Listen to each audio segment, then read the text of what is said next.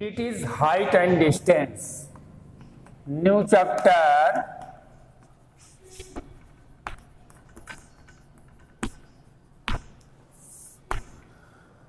इसमें angle of elevation क्या होता है? जब कोई ऑब्जर्वर, ये मान लीजिए कोई P है, ये ऑब्जर्वर है और किसी ऑब्जेक्ट को ये हॉरिजॉन्टल लाइन है, एक्स एक्सिस इसको मान लेते हैं, और ऊपर की तरफ देखता है।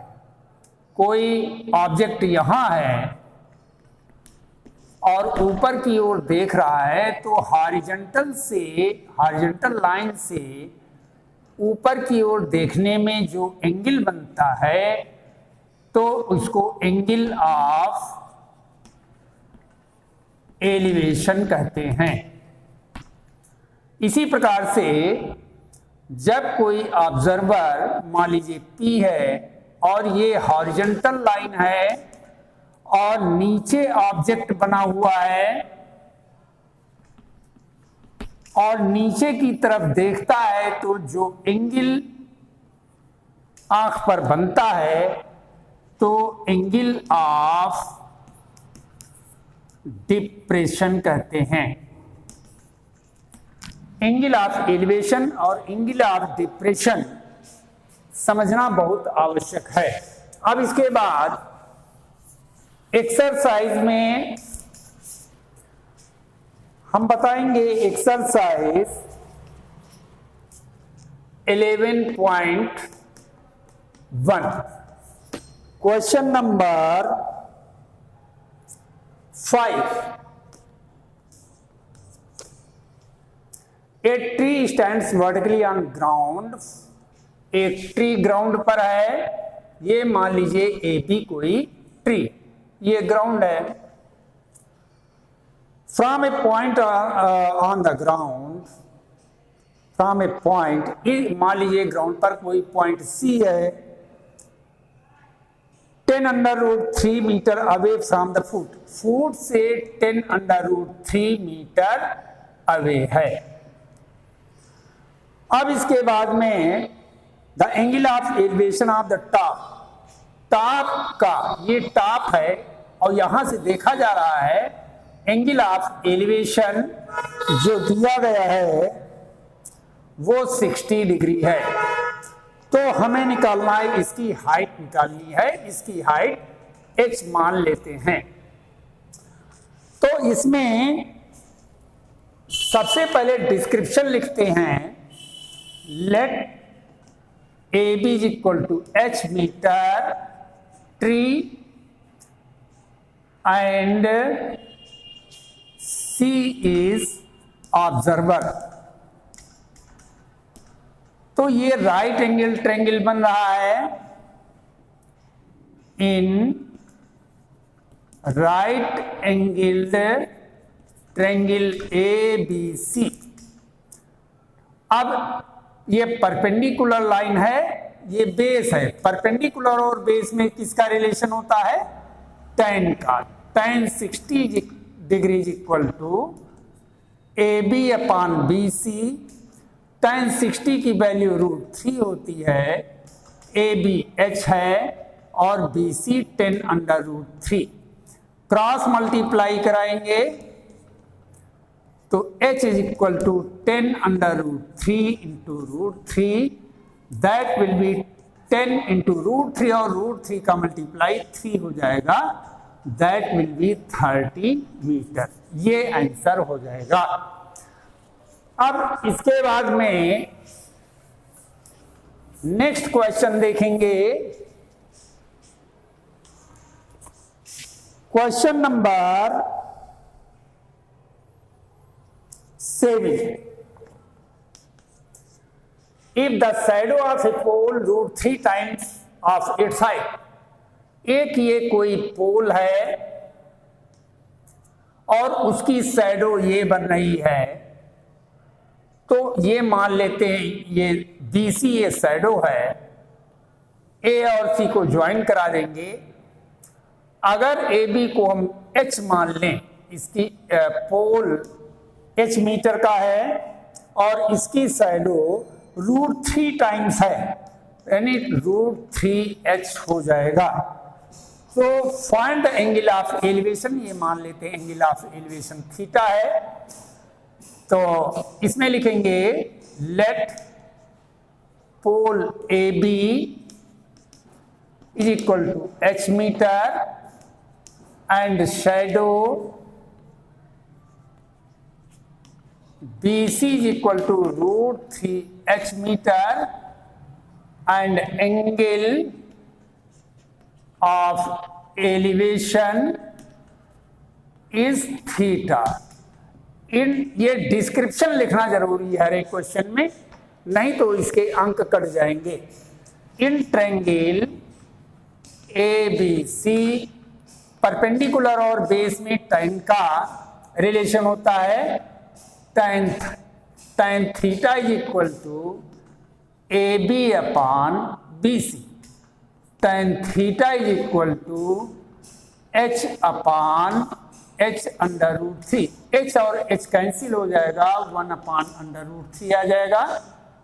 tan की टेबल में 1 अपॉन √3 tan 30 की वैल्यू होती है, तो theta is equal to 30 degree हो जाएगा। ये आंसर हो गया। अब नेक्स्ट क्वेश्चन देखेंगे।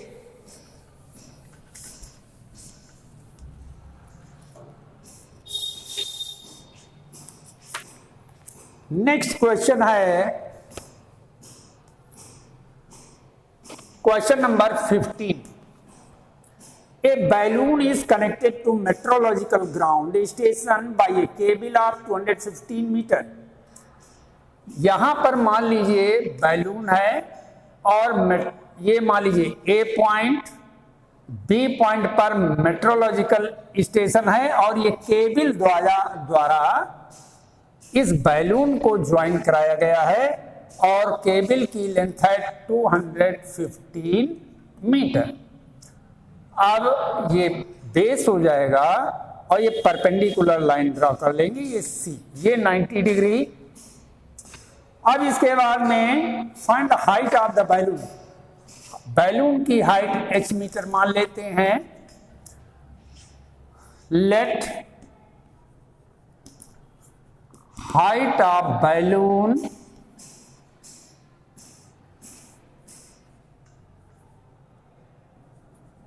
Is equal to h meter. तो ये परपेंडिकुलर लाइन है, ये हाइपोटेनस है इन ट्रायंगल ACB, ये B पॉइंट। तो साइन, अब इसका एंगल ऑफ एलिवेशन दिया गया है 60 डिग्री, ये 60 डिग्री है। तो sine 60 degree is equal to AC upon AB। Sine 60 की वैल्यू √3 upon 2 H upon 215, cross multiply कराएंगे 215 under √3, H is equal to 215 √3 की वैल्यू 1.732 अपॉन 2। इसको कैंसिल करेंगे 1 टाइम्स 0.866 और इन दोनों को मल्टीप्लाई करेंगे तो 186.19 मीटर आ जाएगा। ये आंसर हो गया। वन मोर क्वेश्चन, एक और क्वेश्चन हम बताएंगे, ध्यान से समझें।